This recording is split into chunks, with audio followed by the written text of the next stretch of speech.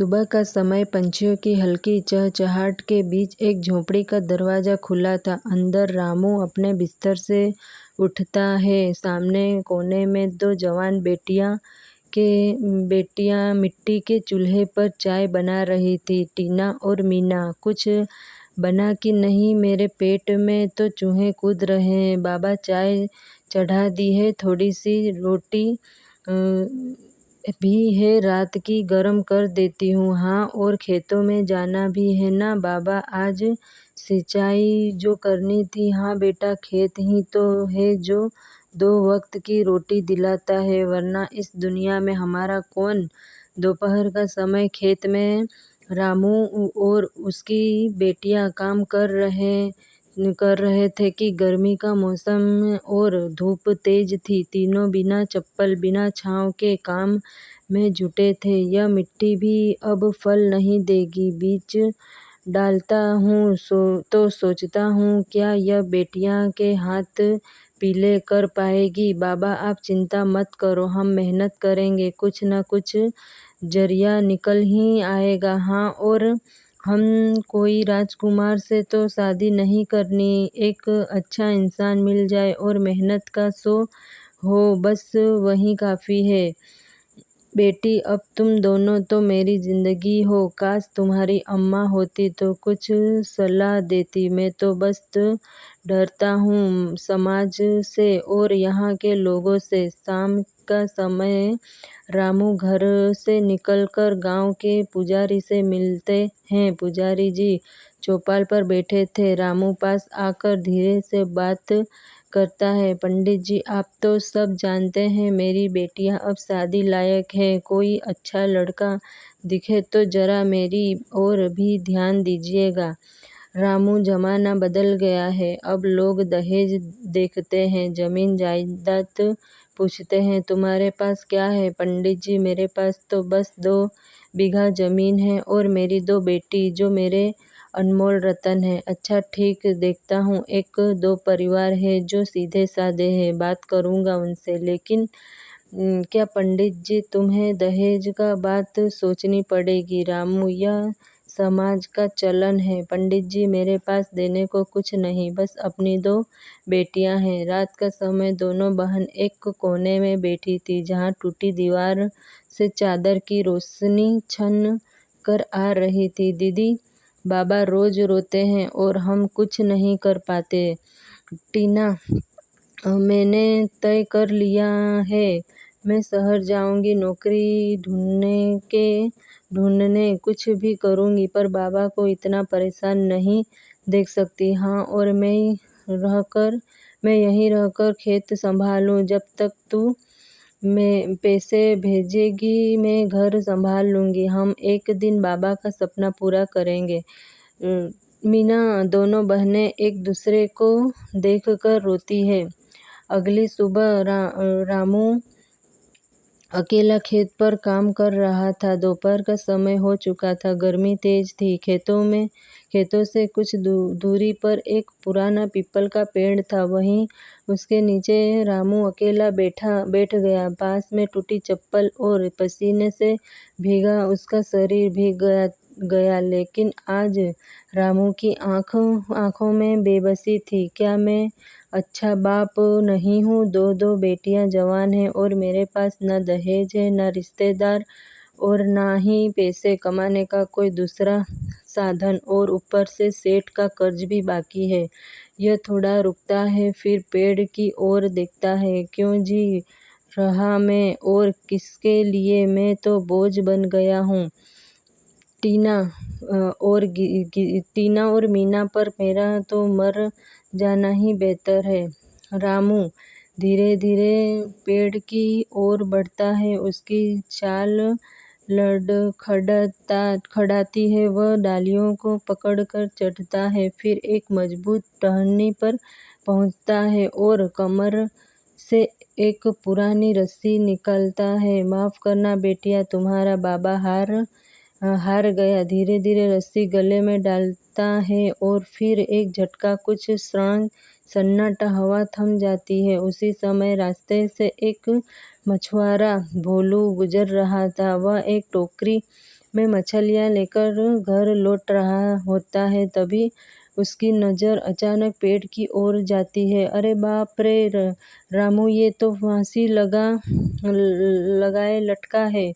भोलू जल्दी से टोकरी फेंक कर पेड़ की ओर दौड़ता है, फिर किसी तरह रामू को नीचे उतार लेता है। मगर हे भगवान, इसकी तो धड़कन रुकी है, यह तो मर गया। भोलू जल्दी से चिल्लाता हुआ गांव की ओर भागता है। गांव वाले, अरे कोई है, रामू ने खुदकुशी कर ली है। कुछ देर बाद रामू के घर गांव वाले इकट्ठा हो गए। रामू का मृत शरीर एक चादर में लिपटा हुआ पड़ा था।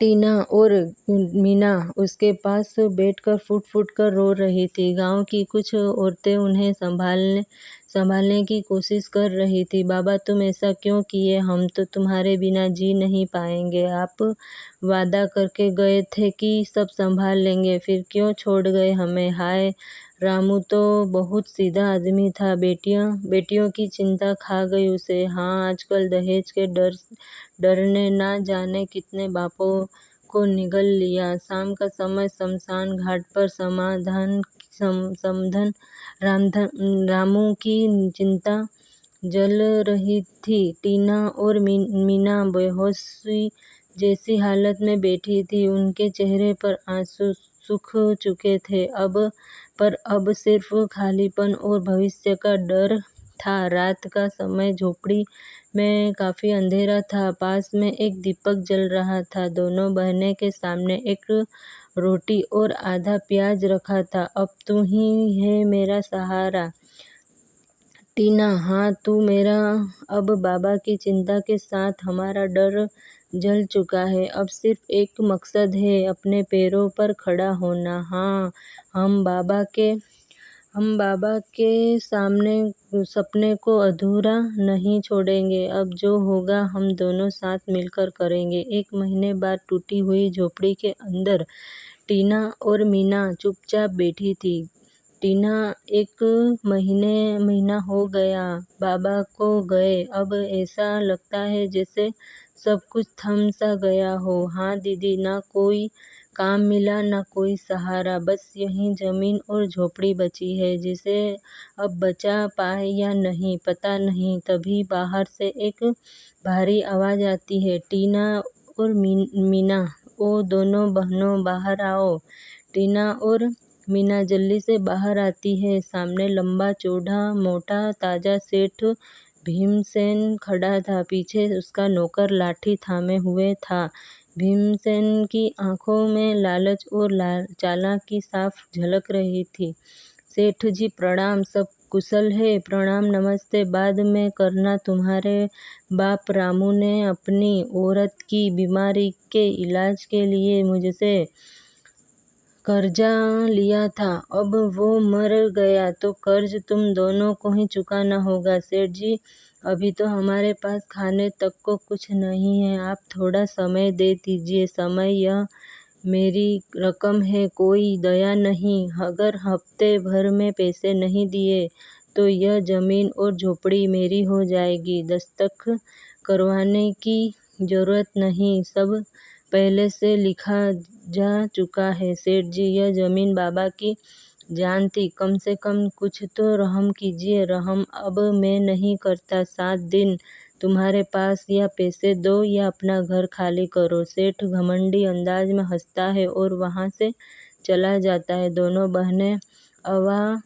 खड़ी रह जाती है। रात का समय, झोपड़ी के अंदर अंधेरा था। दोनों बहनें चुपचाप बैठी थी। एक कोने में सत्तू और सूखी रोटी रखी थी, पर किसी को भूख नहीं थी।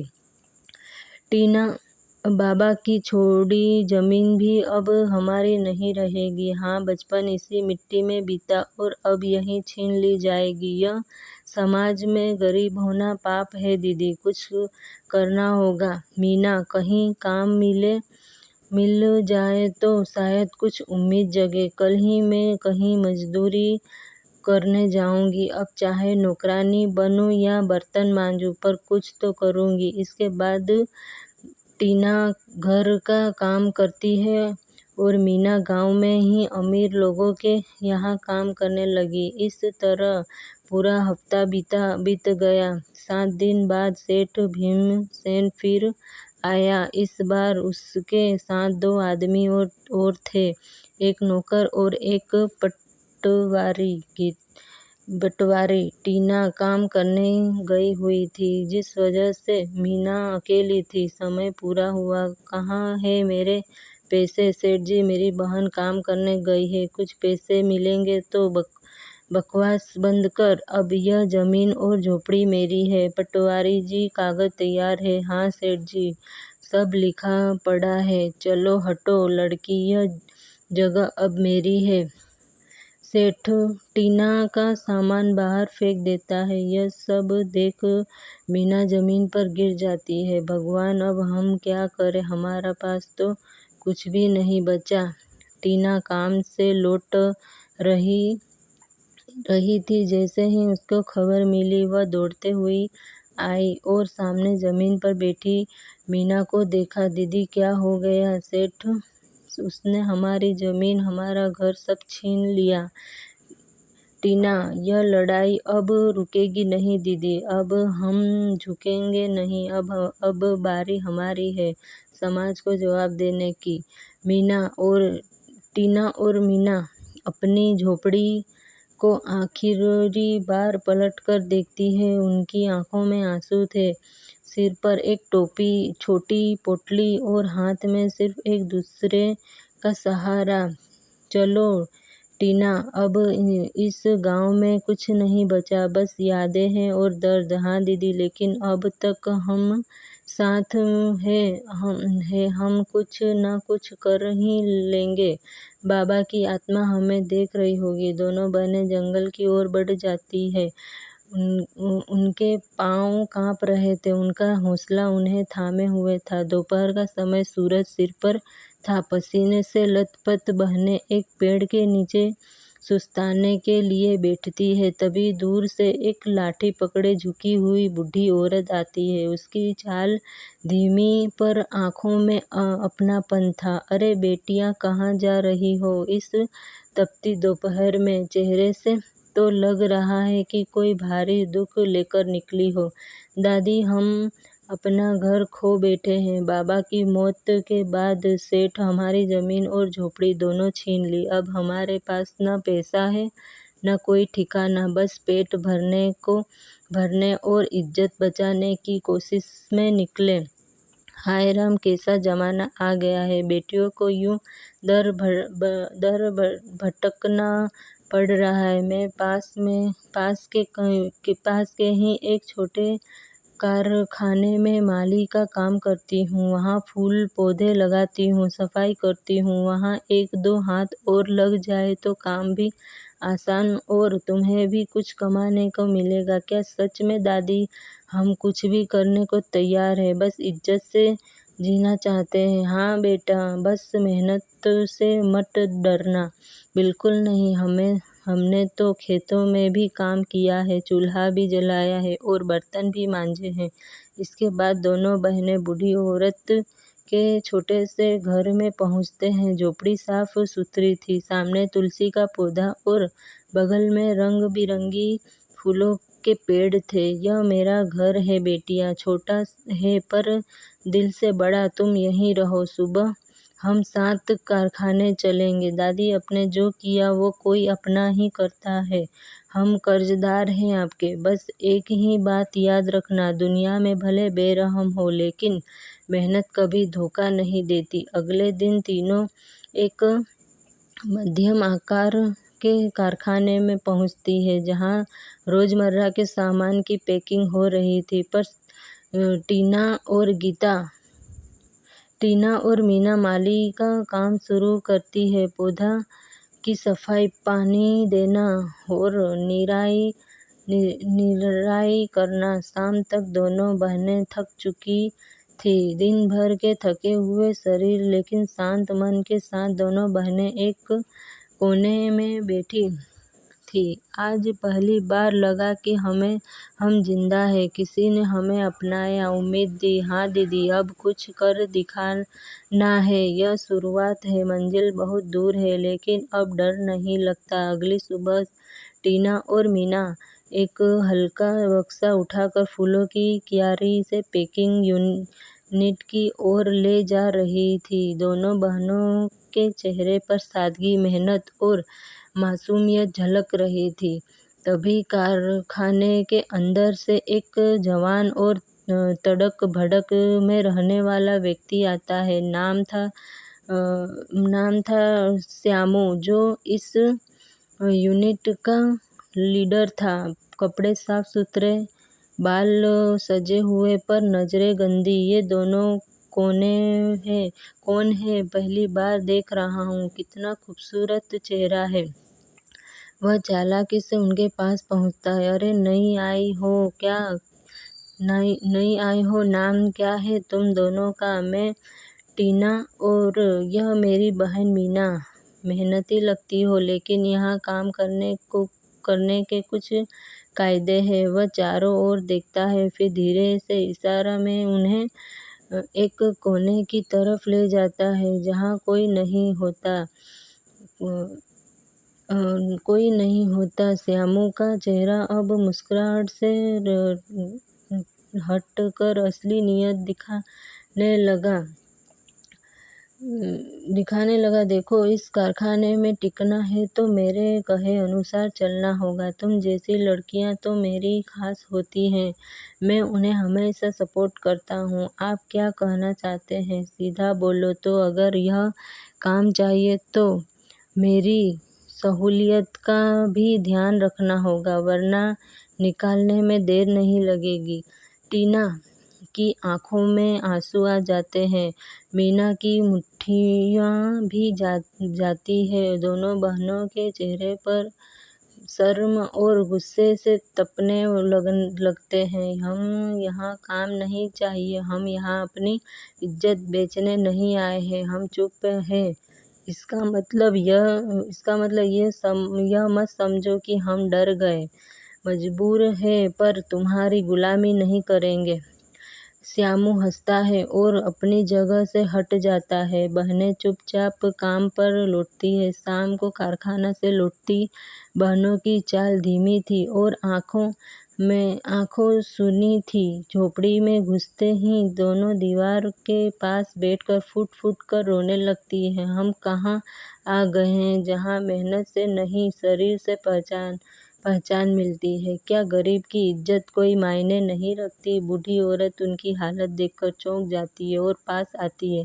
क्या हुआ बेटियां, इतना टूट क्यों गई हो? दादी, कारखाने में लीडर ने हमारी इज्जत से खेलने की कोशिश की। कहा कि अगर काम चाहिए तो उसकी बात माननी होगी। उस नीच ने एक ऐसा कहा वो श्यामू, उस पर तो पहले भी कई शिकायतें आई थी, लेकिन कोई सबूत नहीं था, इसलिए बच गया। अब वहाँ नहीं जाएगा। दादी और सोच रही है कि अब क्या करेंगे। तुमने सही किया उस बदतमीज को जवाब देकर। अब मैं तुम्हें ऐसे रास्ते पर ले जाऊंगी जहाँ मेहनत की कद्र होती है और इज्जत भी मिलती है। झोपड़ी के अंदर हल्का दिया जल रहा था। बाहर रात की चांदनी थी। टीना खाना बना रही थी। मीना चटनी पीस रही थी। बूढ़ी औरत कोने में बैठकर उनकी गतिविधि गौर से देख रही थी। बेटी टीना, मैं कई दिनों से देख रही हूँ तू जो खाना बनाती है उसमें एक अलग ही स्वाद होता है। कुछ नहीं दादी माँ से सीखा था थोड़ा बहुत, और बाकी तो ज़रूरत सिखा देती है।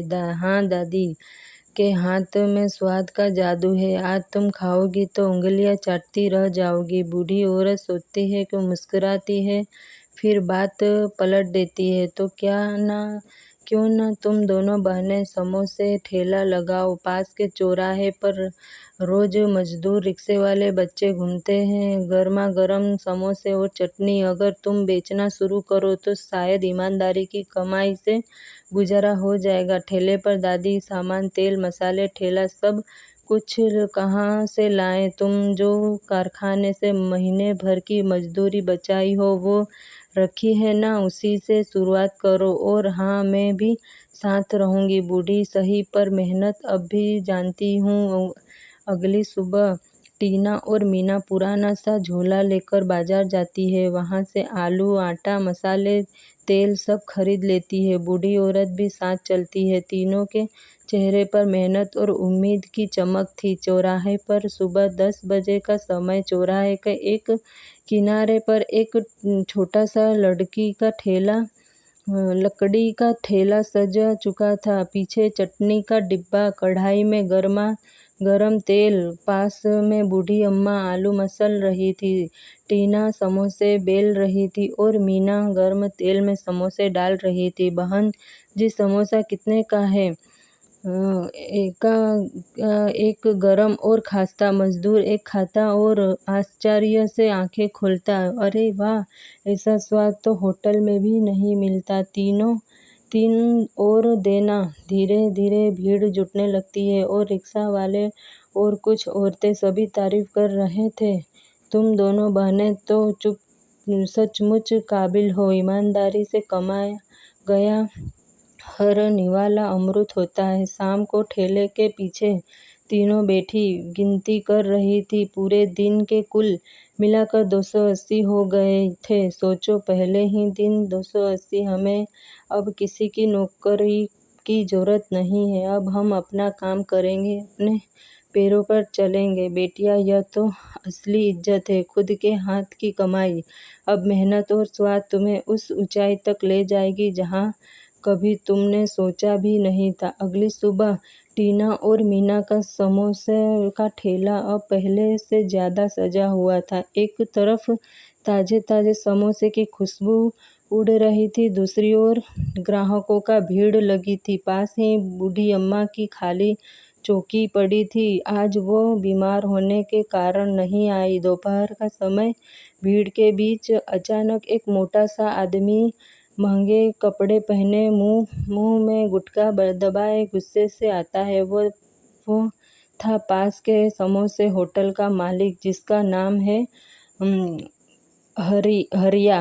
अरे तो बहनों, तुम ठेला यहाँ क्यों लगाया है? जगह मेरी दुकान के सामने है, हमारे ग्राहक छीन रही हो तुम। सेठ जी, यह सार्वजनिक जगह है और हम किसी के हक में दखल नहीं दे रहे हैं। तुम जैसे लोगों को सड़कों पर व्यापार करने का हक नहीं। हटाओ यह ठेला, वरना क्या हम मेहनत कर रहे हैं, भीख नहीं मांग रहे हैं। हरिया और जोर से चिल्लाने लगता है। भीड़ तमाशा देखने लगती है। वहीं पास के एक चाट ठेले पर खड़ा एक नौजवान यह सब देख रहा था। साफ सुथरे कपड़े, आत्मविश्वास भरी आंखें।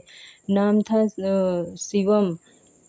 वह अपना प्लेट तो रखकर धीरे से बहस की तरफ आता है। 1 मिनट सेठ जी, अगर यह ठेला सड़क के किनारे है और ट्रैफिक में रुकावट नहीं बना रहा तो आप इन्हें हटाने वाले कौन होते हो? तू बीच में मत बोल लड़के, मैं बोलूँगा और कानून के हिसाब से बोलूँगा। भारत संविधान की धारा 19 के अनुसार हर नागरिक को ईमानदारी से व्यापार करने का अधिकार है और यह दोनों बहनें अपने हक के तहत व्यापार कर रही है। इनका ठेला पंजीकृत हो गया या ना हो, जब तक कोई नियम नहीं तोड़ा जा रहा तब तक आप इन्हें यूं धमका नहीं सकते। यह सुन हरिया थोड़ा सहम जाता है। अगर आप दोबारा इन्हें परेशान करोगे तो पुलिस को बुलाने में मुझे 1 मिनट नहीं लगेगा। हरिया गुस्से में पैर पटकता वहां से चला जाता है। थोड़ी देर बाद टीना और मीना शिवम के पास जाती है। शिवम जी, आपने आज हमें बहुत बड़ा सहारा दिया। हमें दिया दिया नहीं तो वो सेठ हमारा ठेला उलटवा ही देता। मैंने सिर्फ वही किया जो सही था। तुम दोनों जैसी बहनों देखकर भरोसा होता है कि मेहनत अब भी जिंदा है। आजकल ऐसा सोचने वाले लोग बहुत कम मिलते हैं। शिवम टीना की ओर देखता है और उसकी आंखों में झलकता आत्मसम्मान और मासूमियत उसे भीतर तक छू जाती है। कुछ देर के लिए टीना शिवम को निहारती रहती है। मुस्कुराहट उसके होठों पर टिक जाती है। दिल कुछ कहने लगता है। शाम को दोनों हंसी खुशी से घर जाती है। टीना, आज शिवम ने जो किया वो कोई सामान्य बात नहीं थी। दीदी, पता नहीं क्यों मुझे आज पहली बार किसी अजनबी पर भरोसा हुआ। नहीं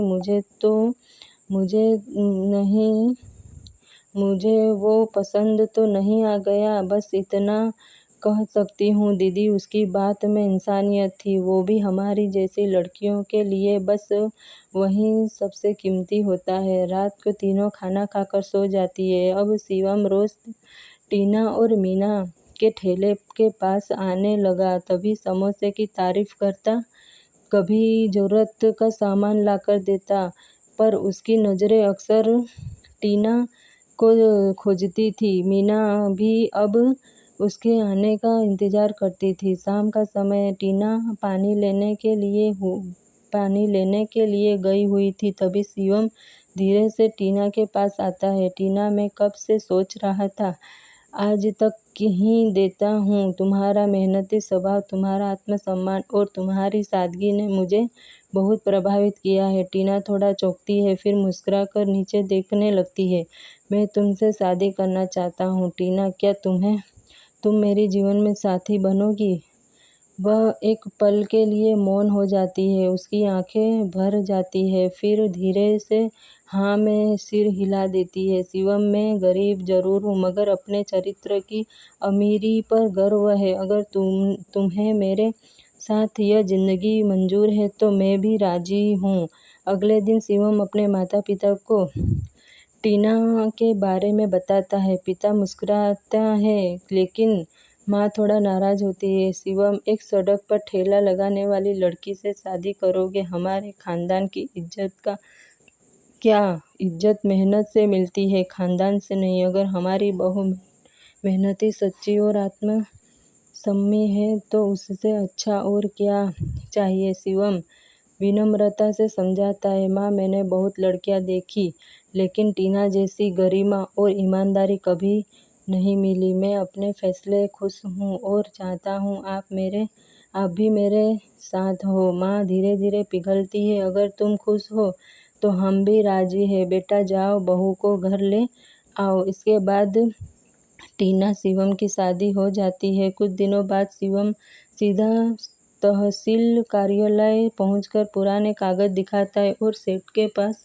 दस्तावेज की फोल खोलता है। उसके बाद शिवम, टीना और मीना और सरकारी अफसर एक गाड़ी में बैठकर अपने पुराने गांव लौटते हैं। गांव में पहुंचते ही पुराने लोग उन्हें देखकर चौंकते हैं। सेठ भीमसेन दूर से देख रहा होता है। भीमसेन, तुम धोखे से इनका जमीन हथियाई थी, अब यह जमीन वापस इन्हें को सौंपी जाती है। यह लो अपने पैसे में माफ़ी चाहता हूँ, मुझसे गलती हो गई। बाबा, तुम्हारा सपना आज पूरा हुआ। अब हम फिर से अपनी ज़मीन पर खड़े हैं, मगर इस बार सम्मान और प्यार के साथ। कुछ महीने बाद हरा भरा आंगन में टीना तुलसी के पौधे को पानी दे रही थी। मीना और शिवम पास बैठे। दीदी, अब आपकी भी बारी है। आप सारी जिंदगी हमारे लिए सोचती रही, अब हम आपके सोचेंगे। हम एक बहुत ही अच्छा पढ़ा लिखा, सादगी पसंद लड़का देखे हैं और वह आपसे मिलने को भी तैयार। अरे नहीं, मेरी तो आदत है अकेले रहने की और मुझे तुमसे कोई शिकायत नहीं दीदी। अकेलापन सिर्फ आदत नहीं, एक बोझ होता है। अब वक्त की आप भी किसी के साथ अपने जीवन मिठास बांटे। फिर कुछ दिन बाद एक छोटे से मंडप, टीना भी शादी हो गई। इस बार बूढ़ी अम्मा भी आशीर्वाद देने आई थी। जिन बहनों की कहानी कभी आंसुओं से शुरू हुई थी, आज उनकी जिंदगी प्रेम और आदर्श के रंगों से रंग गई थी।